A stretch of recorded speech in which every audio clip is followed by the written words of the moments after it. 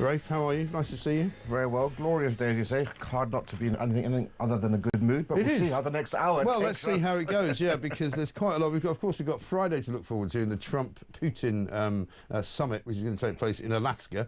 I said to somebody, presumably because they can both walk there, which is one of the easier places to meet up with. But a lot of migrant stories around today.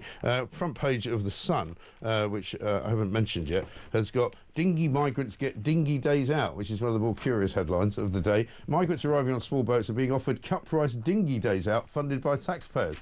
You know, as if they haven't been on a dinghy before. Dinghy leisure classes and windsurfing. If there were two things I would suspect migrants don't want to do, having scaled the choppy waters of the Channel, it's getting back into that nightmare situation. Yes, you would think not, but of course in pages 4 and 5 they've got the sort of the full menu, if you like, of all the freebies from different councils. Rotherham Council, dinghy boat hire, gyms, swimming, tennis, squash, athletics, hot drinks. These are all things that they get a discount card for. Calderdale Council, they can get massage, physiotherapy, yoga classes, crazy golf, IMAX tickets. I mean, what is going on in this country? Who comes up with this rubbish? It's absolutely outrageous, particularly because these discounts are larger than our own armed forces get, than our own pensioners get. Yeah. And if you really wanted to create more division in society, this is precisely how you do it. People are already feeling that migrants are getting a good deal. And here, even in my own borough council, they're getting half price on civil partnerships. Yeah. I don't know how many migrants are actually gay coming over here on these things, but also they're giving them swimming lessons. I'm terribly sorry. I'm pretty sure the British public don't want migrants now hanging out in swimming pools. Right. Also, shouldn't they give them swimming lessons before they get on the dinghies to cross the Channel? Maybe they should set that before the horse. Yeah, set that up in Calais and have the swimming lessons in Calais. Let the French bloody pay for it. And they're giving them martial arts classes. Now, call me old-fashioned. I don't really want young men of fighting age being taught hand-to-hand combat in the streets here, let alone being given e-scooters, you know. And, of course, we've had everything half price. A huge increase in the number of mobile phone thefts and everything else on e-scooters. And we're sort of equipping them with all that they need to get ahead in life. I know, it is extraordinary. Another story they've got on that particular spread, the first migrant to be convicted of illegally working for Deliveroo since the Sun's probe has been fined. You'll be pleased to know. The bad news is he's only been fined £26. Abdullah Merez, 23, admitted working when disqualified by immigration status. He was caught in Woking on May the 7th, but apparently he said he was in debt and he's a first-time offender, so he just has to pay the victim surcharge at the minimum, 26 quid. The whole thing is a farce. 2 hours pay if you work for Deliveroo. You know, we keep saying that we need to make Britain less attractive than France. If you're getting free scooters and martial arts classes, swimming, you just get a slap on the wrist when you're caught actually flouting the law and working when you're not supposed to be working. Where is the disincentive to come over here? Well, yeah, exactly right. And of course, you know, at the back end of last week, we were told, were we not, by Starmer and Yvette Cooper, that this is now the beginning of the crackdown on illegal migration, that they're going to start arresting people. And they told us, in fact, I think it was a Friday, that they'd arrested the first people, and they did this very elaborate video which looked very menacing of how they'd rounded up what looked like about 15 people and put them in a room together and were sort of fingerprinting them or whatever. Let's check in with Yvette Cooper and let's see what she had to say on Friday. Well, we'll provide regular updates for the public at every stage. That's why I'm confirming today that the pilot has now started and the first migrants who arrived on the small boat are now in detention. The transfers to immigration removal centres are underway as we speak, so we won't provide operational details at this point that criminal gangs can simply use and exploit. Yeah. So we're going to get regular updates, right? That was Friday. I don't think we've had one since, have we? Anybody? Well, we have irregular migration. Maybe it's irregular updates. It's irregular updates. We're going to be having now. It is exactly right. But she's hiding behind the coattails of the police there, saying, well, we can't give you any details. Is rubbish. It's absolute nonsense. Because they're too embarrassed by the numbers they're dealing about. You know, only 50 people going back on the one-in, one-out system on migrant returns, a handful of people done here. They're not getting serious. This is all performative to try to get headlines and try and pull the wool over the British public eyes and make them think that things are being done. Well, sounding tough. I mean, Keir Starmer kept putting out all these, you know, I meant it. I said I would crack down on this. I meant it. I'm going to go after them. I'm going to do this. I'm going to do that. You know, he's doing absolute square root of sweet FA. There's nothing changing. 435 migrants arrived on Saturday alone, right? So we haven't even got a figure from yesterday. I was down at the coast yesterday with the dog, you know, keeping an eye out. Doing your bit for King of Country. There was a lot of people paddle boarding around. I'm pretty sure they'd started in Britain, and so they weren't actually coming from France. France. But, you know, it was like a mill pond, the channel. I mean, because on those kind of days, it's so calm. So there'll probably be about another 400 odd. So we're getting dangerously close to 50,000 now since Keir Starmer's been in office as Prime Minister, which is a large number of people. It's a good-sized town in Britain, and that's just the ones we know about. Yeah, to put it into context, that's the number of people we used to get annually net in the 1990s legally. Yes. So that's the total number of legal migrants in the 90s. We're now getting that illegally. It just goes to show you there is no deterrent. It's all tough talk. This idea of smashing the gangs was never going to work from the outset. We warned that in advance. We weren't listened to. Rwanda wasn't ideal, but at least it was working to a degree. It was a deterrent of some sort. There are drastic actions to be taken. I don't know whether we're going to be speaking about it later, but the island of Crete has been able to reduce boats to zero. Well, I mean, I mentioned this a few weeks ago when they announced that they were putting a halt to all asylum-seeking claims for the rest of the foreseeable future, and they've managed to build a detention centre, and they report in the Sun today, don't they, that they've stopped all boats arriving. And this is done by left-wingers. This is not even done by right-wingers, as in Denmark as well. And they're quite simple. They've simply suspended the asylum process. We are not going to give you asylum status. We're going to arrest you and put you in prison. Why? Because you are illegal. You are an illegal criminal. And you will never be able to... Then they will be escorted back to North Africa, from whence they came, by a military sort of, carousel of boats or whatever. So there's going to be no chance that they get to stay in Europe, and that's what the whole of Europe has to do, and including Britain, by the way. Yeah, and 4 weeks ago they had 200 boats coming over. In the last 2 weeks they've had 0 boats coming over because of this process. They're not using terms like irregular migrants. They're saying you are illegal, you are criminals, you need to go. This is what the reforms also, Farage has also supported, as well as using offshore processing centres like Australia did with the island of Nauru. The solutions are there for picking. This is not rocket science, it's common sense. The problem is our governments, Tory and Labour alike, have been too lily-livered to do what needs to be done. Yes, they absolutely have. And just double-checking on Yvette Cooper's Twitter account, Home Secretary and Labour MP for Pontefract, Castleford and Nottingley, we will be giving regular updates, she said, as we just heard her saying. Her last tweet was 3 days ago, on Friday, funnily enough, which was when we had the last update. I don't think that's a regular update for me, I'm sorry to say. But so many different stories around about the migrants from one section of the papers to another. Telegraph has got this story that ministers have lost track of more than 150,000 migrants who came to the UK on social care visas. The government has admitted it has no idea how many workers hired to plug gaps in Britain's crisis-hit social care system are still in the sector, and it's not even known if they're still in Britain. This is absolutely appalling, and it's this has been going on for years. Actually, we don't simply know what happens to people when they're here on visas.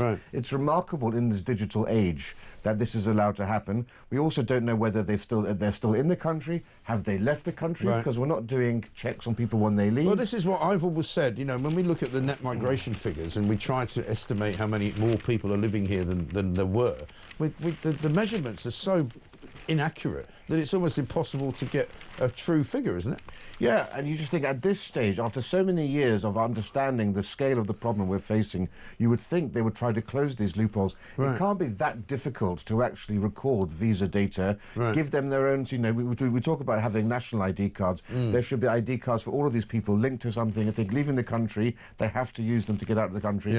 I just find this thing absolutely indefensible, and it's not just a stain on Labour, because this also happened under the Tories as well. Yeah, and we also know, because we've seen it happening before our very eyes, that so many people come to this country on worker visas like this and then overstay the visa or get married or disappear into the undergrowth of the black economy. We also know it happens with people coming here on student visas. So many of those people are now in migrant hotels because they've basically overstayed their visa and are claiming asylum. This is the big thing. So we always focus on the small boats. Actually, more numbers come for people overstaying their visa and then magically claiming asylum. It's a complete Ponzi scheme. It's a complete farce. It's absolutely corrupt. Let's also say many of them here are under false pretenses. They come here on social care visas for bogus social care places that don't actually exist.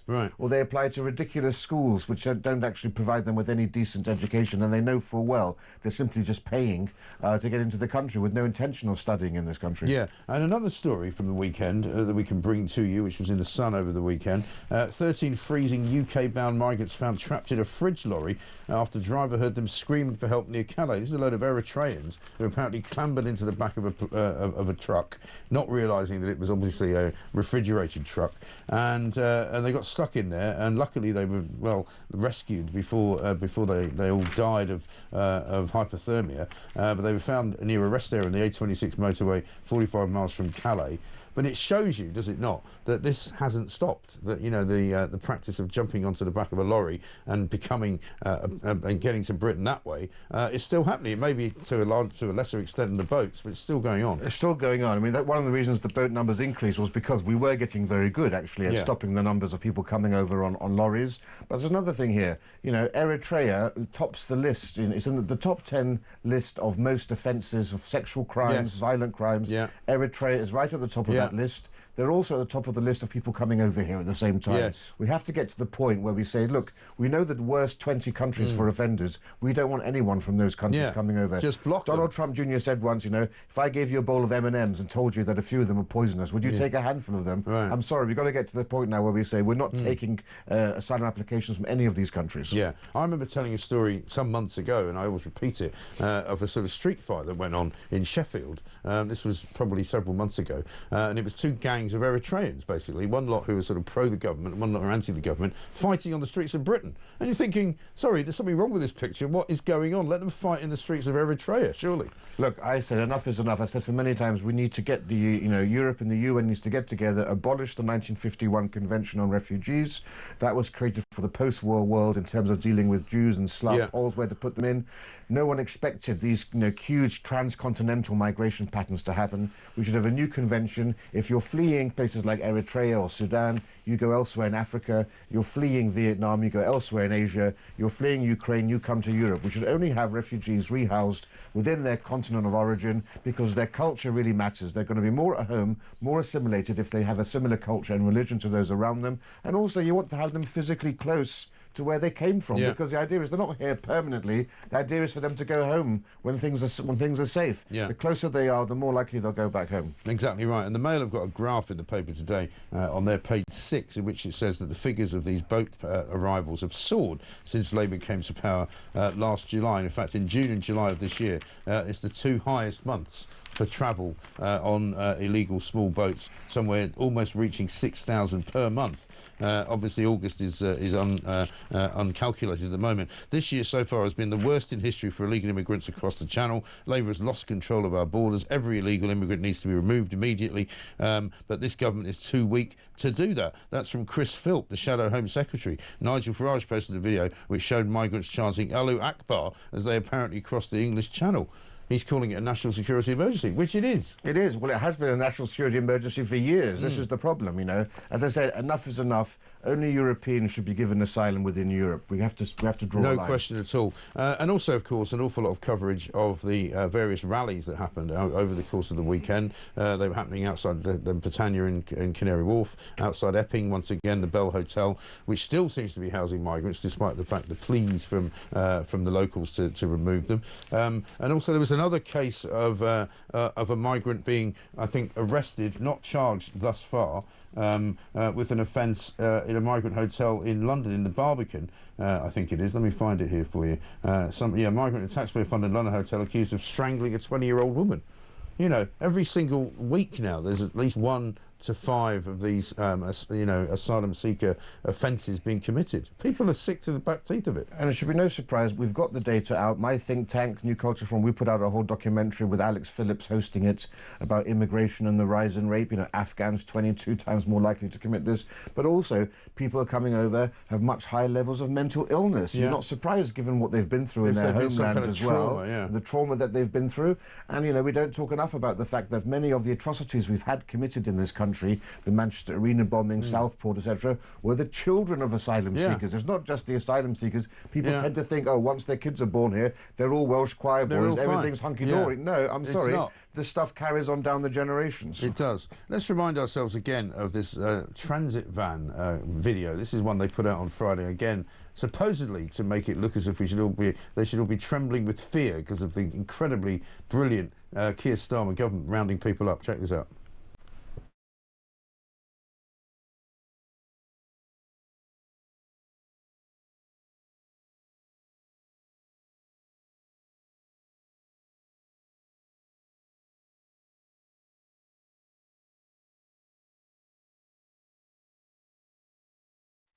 I mean, it's not very clear what they're trying to tell you there. They've got a little minivan, which we've got 3 people get out of it, carrying their belongings in a blue plastic bag and go into another room. Doesn't exactly look like Alcatraz, does it? No, and quite frankly, when you've left the conditions that they've been living in Africa, where essentially they're living in much worse conditions than that. Even in northern France. Or in northern France, in the old, Calais Sandgate, or whatever it is. Yeah. That's actually not bad. That's sort of like a nice taxi service in London. That's how I came to the studio this morning. I know, without the blue plastic bag. You can take one of those away. Morning, Mike. We want the UK to be a holiday destination for those who pay and contribute to the economy, not for a bunch of migrants. It's like an all-inclusive hotel for life, says Mark in Croydon. And one here from a disgruntled UK-born citizen. If we are providing cinema tickets, the question is why? They claim they can't speak or understand English, so are we providing them with the translated version of the film as well? It's a joke. Every day just keeps on giving. When I thought I had heard the best of it, it just keeps on giving. Let's get a voice note from Clifford. Morning, Mike. Great show. Clifford from Devon. So you're telling me that all of these people are getting all this free stuff, yet I am struggling to find stuff for my kids to do in the holidays. Disgusting. Yeah, absolutely right. Because any parent knows you try and get anything to do for your kids, which ends up that you have to pay for. It's an absolute bleeding fortune. You have to spend an absolute king's ransom just to take them to some kind of theme park, take them on some kind of ride. The prices have all gone up, and these characters are not only jumping in the queue in front of you, they're getting it for half price. Brilliant. 22 minutes past 6.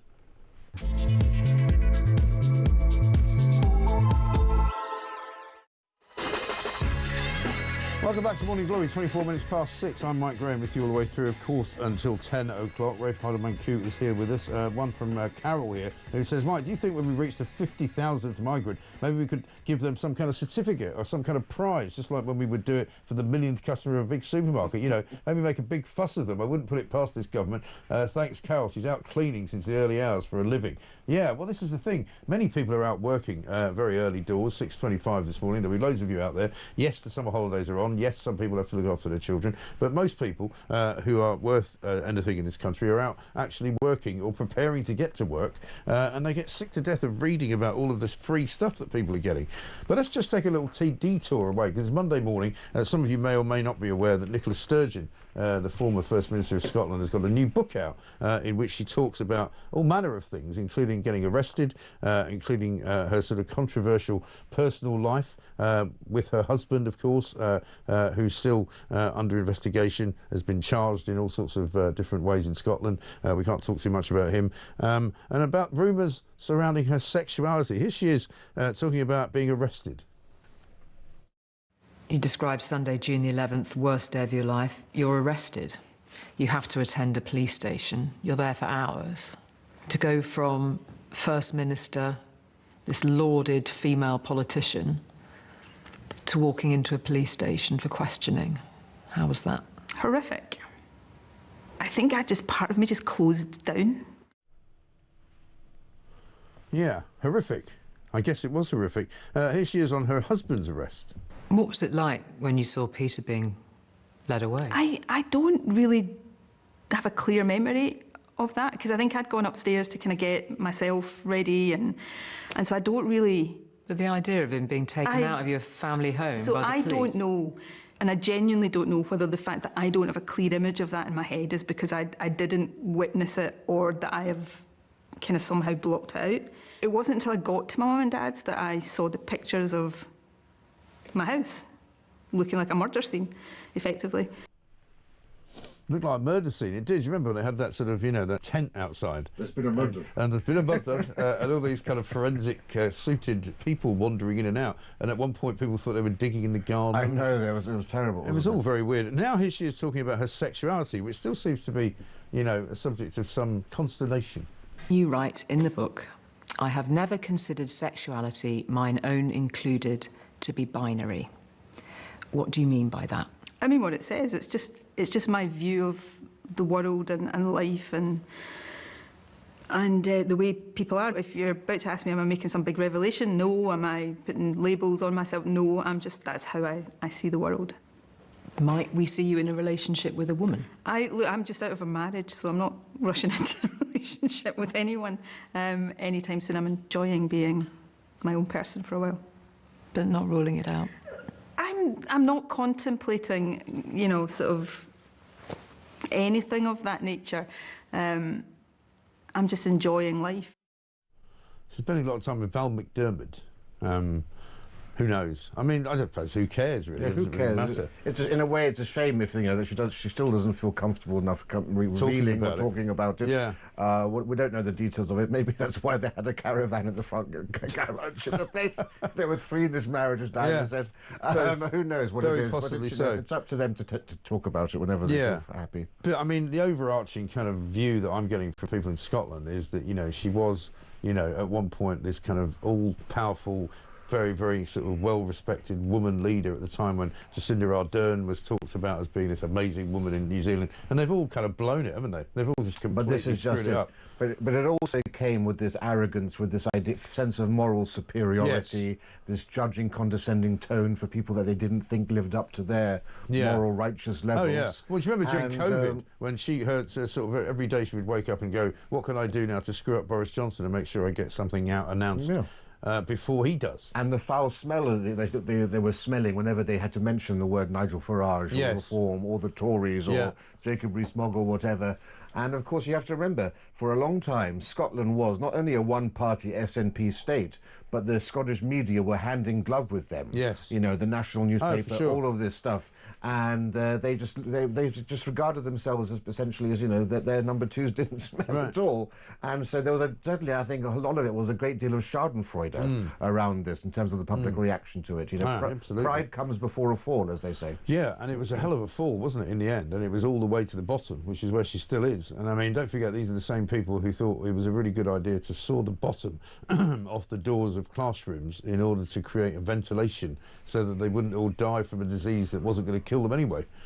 And just remember, of course, we now know that was the worst thing ever we could have done, was to put, you know, the children and young people of, you know, who were of working age who wouldn't get affected in any real way by COVID and destroy the economy. And nobody was more gung-ho than the Scots when it came to all of that, when we should have just been protecting the elderly and those with Well, do you remember at one point they were talking about sort of erecting some kind of border so that, you know, a proper border so that people could not travel from England into Scotland? You know, that's how mad it got. Secession by the back door. COVID to get independence. Yeah, exactly right. Let's talk about the front page of the Daily Mail. 26,000 prisoners freed early by Labour. Labour has freed over 26,000 criminals early, including hundreds of serious offenders who were handed sentences of more than a decade behind bars. This has all gone a bit without anybody knowing about it, isn't it? This is an outrageous story, you know, 26,000. But this includes, you know, it's one thing if you're letting out people with the most minor offences to free up space for hardened criminals. Yeah. But there are hundreds of people who've been released who have been sentenced to 10, 14 years in prison. Yeah. Nobody is sentenced to 7, 10 or 14 years in prison unless they are the worst sort of serial offenders. Right. We're told it doesn't include murderers, but we do know it includes domestic abusers. Yes. We do know that some people committing sexual offences have been included in these numbers. Now imagine if you are the ex-wife of one of or the ex-partner of one of these people, or somebody who has been sexually assaulted in some capacity. Yeah. How would you be feeling knowing that these people are back on the streets? Also, you know, the police, how demoralising it is for the police to go through all of the efforts to get these people arrested, go through all the process, only for them to walk out having served a pittance of their sentence with a smirk on their face. I think it's extremely worrying, extremely damaging. We know what needs to be done, of course, which they are trying to do, is get rid of the foreign nationals. If you did that,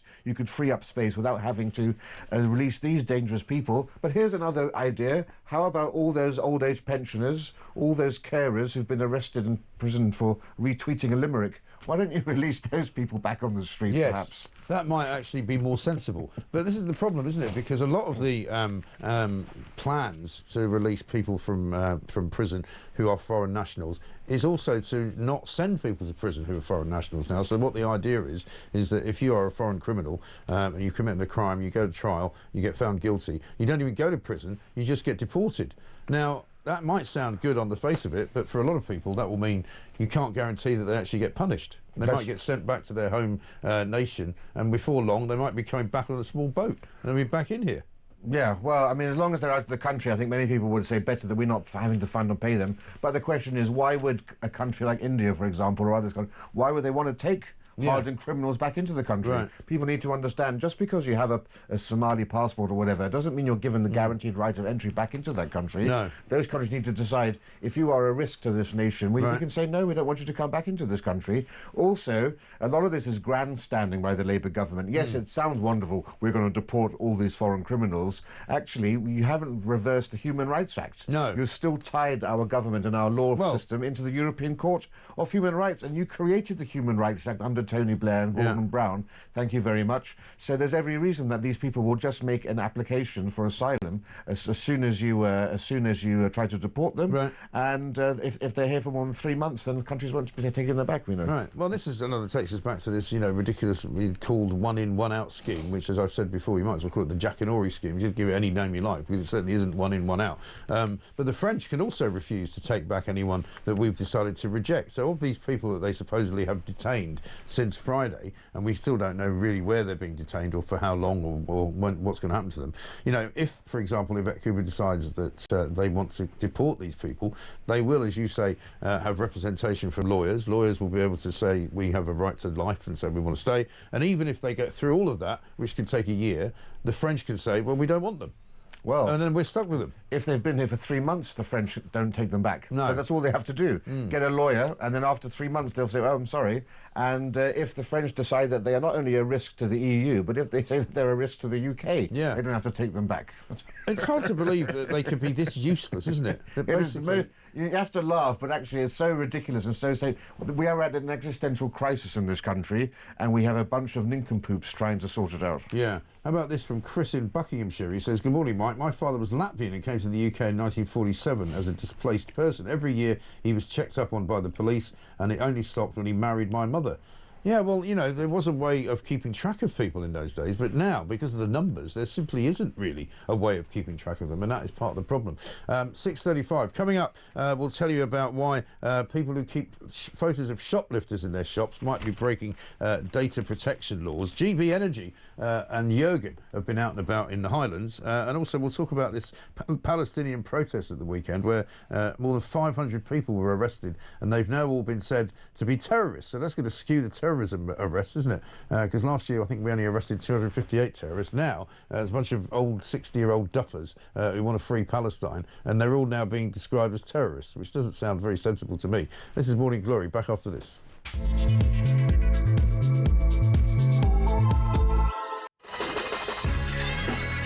Welcome back to Morning Glory, 6:37. I'm Mike Graham. Mike, the first message ever that I've sent to Talk, says Martin. I love watching your show. My honest opinion now, I'm not anti-immigration at all, is that we should just call a state of national emergency and start saying no one illegally entering is staying. I actually think defying these international laws would be respected by many people across the world and see that the UK has grown a pair again. Well, I think that's right, Martin. Absolutely right. Well, front page of the Daily Express today, Rafe. This will shock people. Entire streets are being lined up to accommodate asylum seekers only, according to Reform Council chiefs. 12 have told this story to the Home Office that contractors are sweeping up properties in our most deprived communities. Ministers have set aside £500 million for a more sustainable accommodation model than hotels.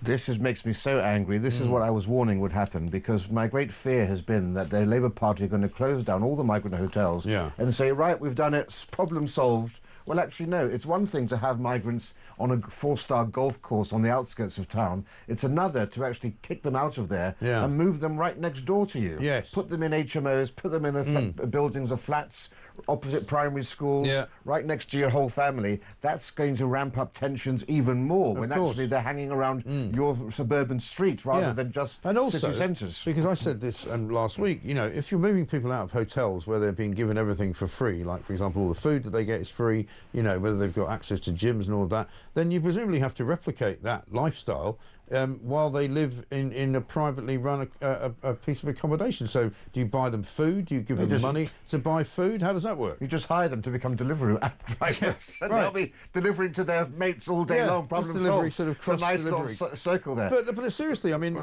you must have to give them that same standard of living, because you can't just give them a house and nothing else, can you? The fact is, you need to make this country less attractive. That includes not only, cutting down on all those sorts of freebies that they're getting, emptying not just the hotels, all of the private accommodation needs to be emptied of migrants, and they need to be put into temporary refugee camps until they can be deported.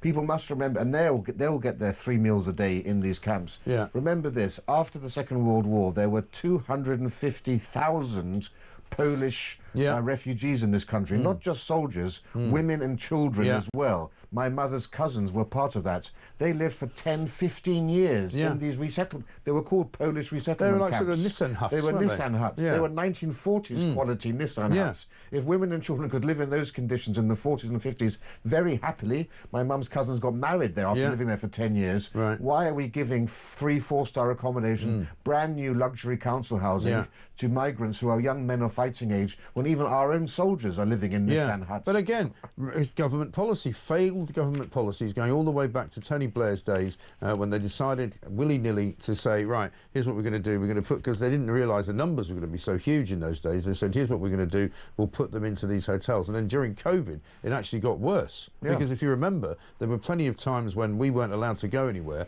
and you couldn't fly out of town, you couldn't fly out of the country, you couldn't travel anywhere. The only actual travelling that was going on was the migrants crossing the channel during COVID and being welcomed by Border Force and being given masks and being brought in and put in hotels. They were the only people travelling in the world. Look, for those people who are already here, build those camps now, put them there. That's going to be a massive deterrent. And build it up somewhere, one of the islands off the, on the Shetlands or the Orkneys, some uninhabited islands again. Make it a clear message, a real hostile environment, not the milquetoast thing Theresa May tried to do. That's how you get to grips with all of this. Yeah, I think there's absolutely no question about it. Let's talk about the Chagos Islands, given the other sort of, shall we say, big stories around this morning. Front page of the Daily Telegraph. Keir Starmer hid the £30 billion cost of the Chagos surrender. They're in no doubt, because he was asked, wasn't he? Because Nigel Farage continually said he believed that this deal was going to cost Britain potentially as much as £56 billion. And now the government has admitted, documents released under the Freedom of Information Act, £35 billion is the probable cost, despite the fact that Keir Starmer used to say it was 3. This is so outrageous. I mean, in my view, this should be resignation grounds of resignation. The Speaker should haul the Prime Minister before the House of Commons to explain why he openly lied and deceived. The Labour government have been using bizarre accountancy practices, which they don't use with any other sorts of funding models when they're trying to explain what's happened, in order to downplay the amount that this has costed. And once again, this Chagos deal is completely inexplicable. It was easy for this to just be quashed. This is the Labour government putting far-left post-colonial ideology ahead of Britain's national interest. Lammy, Harmer, the Attorney General, and Starmer, they are beholden to far-left radical ideology, and now Britain's enemies around the world see the Labour Party as allies. So now you get the Argentinians saber-rattling over the Falklands. Everyone... Gibraltar. Gibraltar. Now you get the Caribbean countries saying, well, we're going to ask for reparations. They see us, basically, as being sitting ducks for all of their outrageous anti-British because we agenda. are. Because old Hermer will more than happily entertain anybody who wants to get reparations, because he believes that we owe it. And, of course, we've now got our great ally Hamas over in the Middle East, who are very grateful to Keir Starmer for saying he's going to recognise a Palestinian state. There was a big demo actually at the weekend, obviously by Palestine Action, but also there was a huge demo from Jewish people in this country taking a petition, I think, to Downing Street to beg Starmer, Prime Minister Starmer, if he's going to try and recognise Palestine, to get the hostages freed first. Yeah, well, the messaging is clear, right? You launch an attack on innocent people partying in a country. You rape and murder them, and you wait a while. You stop food going to the people of your own population. Whilst you live high on the hog. And eventually you get what you wanted to get, right? This is rewarding terrorism, rewarding the most vile and debased actions with their ultimate goal of state recognition. Yeah, absolutely right. It's a shocking state of affairs. Let's talk about the Palestine protests as well, because the police are on the front page of the Times, I think, this morning, saying that it was an unrealistic task that they had to be put through, because they've arrested more than 500 people, 532 people, including 15 people who are over 80, 112 people who are over 70, most of them were in their 50s and 60s, and the overall number of arrests more than doubled the total for all terrorism-related activity last year, recorded by the Home Office, which was 248.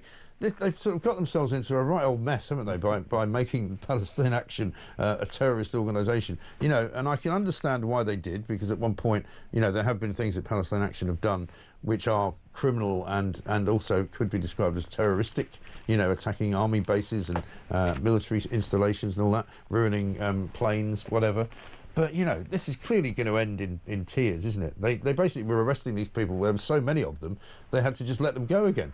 Well, that was the idea. That was the purpose. There's this organisation arranging this, something with juries about it, and they are trying to basically swamp the police in order to basically highlight this very fact. Right. What's so curious is, I've seen all of the Palestinian marches over the last few years. Good mix of ethnic minorities and far-left radicals. Yes. But all the ethnic minorities disappeared when it came to this. This was simply the old vicars, the hippies, and everybody else who came out to be arrested on this front. And yes, I don't think they should be considered terrorists per se, but I do think they should be arrested and charged actually for supporting Palestine Action, because that does come with consequences. They can't travel to America, for example, just for being arrested. They can't be in education. It does have to come with a cost. Now look, people are trying to phrase this in terms of free speech. Palestine Action, under the Terrorist Act, if you damage property, that also qualifies as being a terrorist activity. It doesn't just mean bombing, for example. Right. And let's be clear, Palestine Action was training people in how to create sleeper cells around the country, had a map of potential targets to attack. They didn't just attack RAF Bryce Norton, they had other attacks on other bases and other places for years and as well. And they've used violence as well. And they've used violence against security guards and others, terrible violence used against them. So let's not get taken away by the images of old Anglican vicars and others. And why? No, I get that. I just fear that the government has making a rod for its own back, because what they're going to have to do every time this happens is arrest hundreds and hundreds of people, and it's not going to stop them. So they have to come up with something better. It's the double standard as well, because they haven't been doing this about Hezbollah. They've allowed other things to happen completely under their noses and haven't acted. It's only when you get sort of the bleeding heart liberals here that they take action. Well, I mean, you might say, for example, from the police's point of view, they're claiming this morning that it was a ridiculously difficult thing to actually police.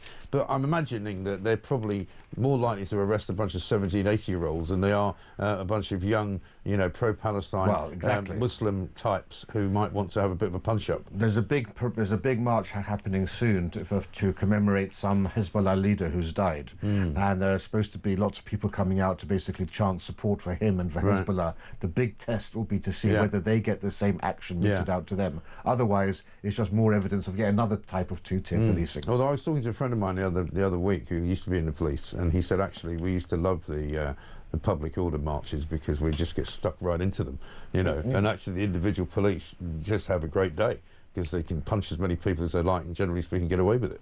Well, I remember in the 1980s, those poor miners who were at the wrong end of the batons and the tear gas and the horses. If we had that sort of policing today, there'd be no Just Oil. There would be no extinction. The poppies and Tarquins would no longer be. No, quite. Speaking of which, let's talk about the Jürgens of this world, because Jürgen Maier, of course, on GB Energy, one of our favourite figures here, he's been to Scotland. They are supposed to be based in Scotland, but he doesn't go there very often. And I think I'm safe to say that this is the first, perhaps an only time, I'll be quoting to you from the John O'Groats Journal, which it sounds like a great place to work. Apparently, Great British Energy were up in the Highlands at the weekend, and Jürgen Maier was signing a deal with the Highlands and Islands Enterprise, an Aberdeen-based GB Energy, signed in Inverness on Thursday. According to a spokesman for the islands, the deal will involve working together to identify areas of shared priorities and maximise economic and community benefits across the region. This is when you have an organisation which is completely worthless. They issue these ridiculous statements that they've signed a contract to do literally nothing. Well, I was amazed to find that Jürgen Maier is following me on Twitter, despite the fact that I never comment on energy, and none of my content, I'm sure, is he sympathetic to. Do you think he's doing it by mistake? If you have a message you'd like me to pass on to him, I'd be very happy to. Please, ask him to come on the show. We'd love to have him on the show, because so far we've only ever seen him speaking once, and this was it. Great British Energy stems from one very simple idea, that British people should have a right to own and benefit from our own natural energy resources. This is why Great British Energy is 100% owned by the British people, for the British people. Our goal is to help communities and bill payers reap the benefits of clean, secure, homegrown energy. Our journey to energy security, clean power, and net zero is truly on path And we at Great British Energy are here to accelerate that exciting journey. So now they've done a deal in the Highlands with a group of people to see what shared, missions they can have. I mean, does he actually really think that we believe he's got a proper job? That would be my question to him. Because he hasn't got a proper job. Apparently he's been in Scotland about 4 times since he was appointed, and most of the time he works from home. He hasn't really got much of an office. Well, what can you say? I agree with you. I mean, it's just another one of these quangos, isn't it? Yeah, it is. Absolutely right. Coming up to 10 minutes to 7, we've got a few other stories to talk to you about, including the weather, which is going to get very good today, and all of this week, and a John Lewis duvet, which is in the mail today. Apparently, you can buy this thing. It's an Icelandic duvet, £12,460. You know, that'll keep you cool at night, I bet. Let's just talk.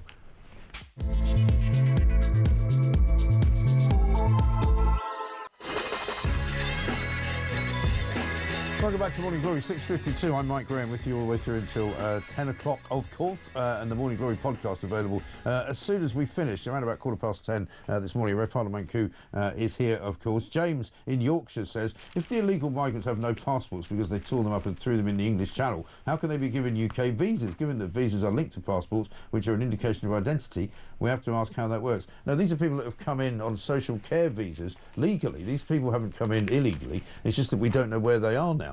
Because they've obviously the visa runs out, and if they don't go to renew it or they don't go and present themselves somewhere, nobody knows whether they're still here or not. That seems to be the problem.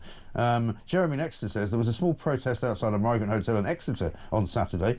We were outnumbered by a loud refugees are welcome crowd. That's the other thing that's being very well kind of put together, I suppose, is these refugee welcome type left-wingers, many of whom are sponsored by trade unions, who go and turn up at all of these migrant hotels wherever they are. Let's get a voice note from Adrian.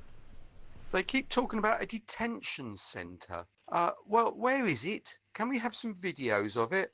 I mean, they're coming in hundreds, sometimes thousands a day, and they're going to detain all of them.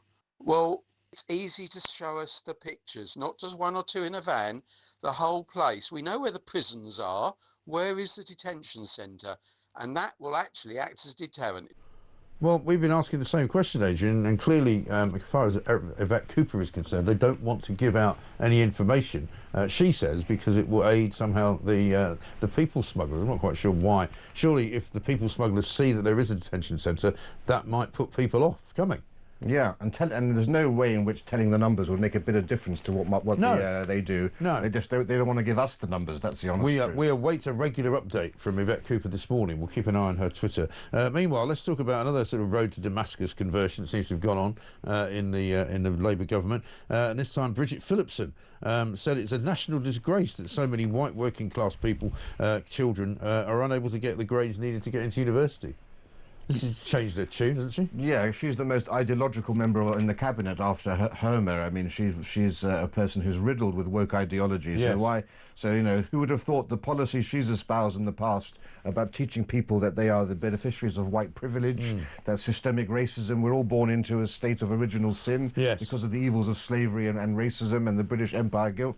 No surprise, therefore, that white working class children don't feel valued in society and that they are the worst producing, and yet they're always told, of course, that it's ethnic minorities who are the most underachieving, when we know it's not. We had the Tony Sewell report came out, showed just the opposite. There is a huge crisis here amongst the white working class. Labour have completely abandoned their demographic. It should stop being called the Party of Work. No more. It should be called the Welfare Party, not the Labour Party. No, exactly right. I'll tell you where else you can't find any white working class kids, particularly male ones, is inside the BBC. You know, where they talk about how, we've got a very diverse workforce. Well, you haven't actually, because you might have a diverse workforce when it comes to the colour of people's skin. But actually, they're all middle class, and they've all been to very good schools, and they've all got university degrees. What they don't have is anybody representing the white working class in there.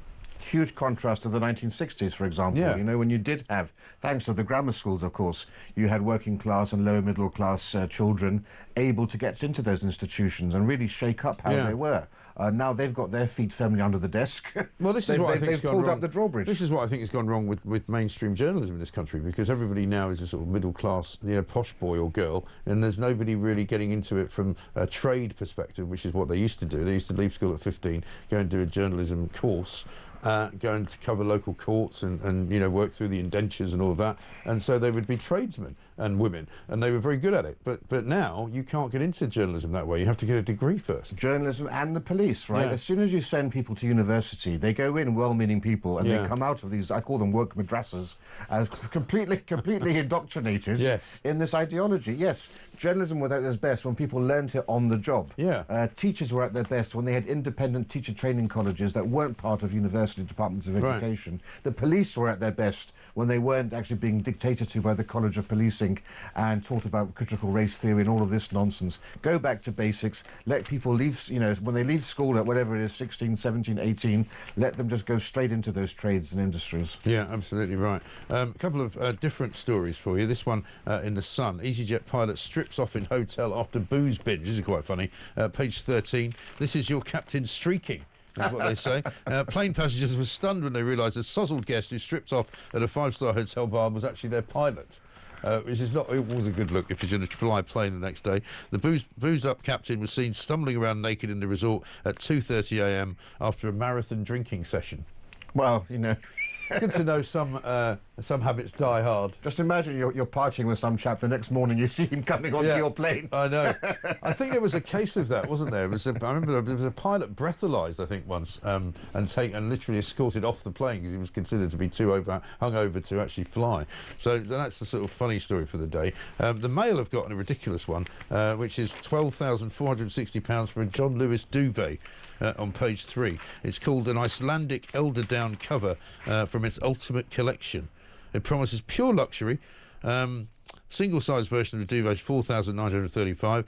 The Super King mattress worth $12,499. Egyptian cotton duvet cover. I mean, it's just ridiculous. Who spends that kind of money? It's absolutely going to bed? It's absolutely obscene. I mean, for that price, I want it to be filled with swan feathers from the King's collection, the Golden Fleece from Jason and the Argonauts. You know, that should be in this duvet. I mean, I don't think even a millionaire could, in good conscience, part with that much money for you could not justify that, could you? And finally, people who don't have that kind of money, young professionals are enduring early bedtimes, bans on partners staying overnight and compulsory pet sitting as they try to beat soaring rents by lodging with landlords. Apparently lodgers, adverts for lodgers have risen by 50% over the past 3 years. Well, this just reminds me of going back, you know, Fraser Nelson says it's never been a better time to be in Britain. Yeah. This is going back. Is he feeling all right? This is going back to the era of Rising Damp with Rigsby, right? When you're in your room. Miss Jones. Do you have a girl in there? Well, you know, 10 p.m. the lock goes on the front door. No. It's true. Absolutely remarkable stuff. Listen, Rafe, thank you very much indeed. Good to see you.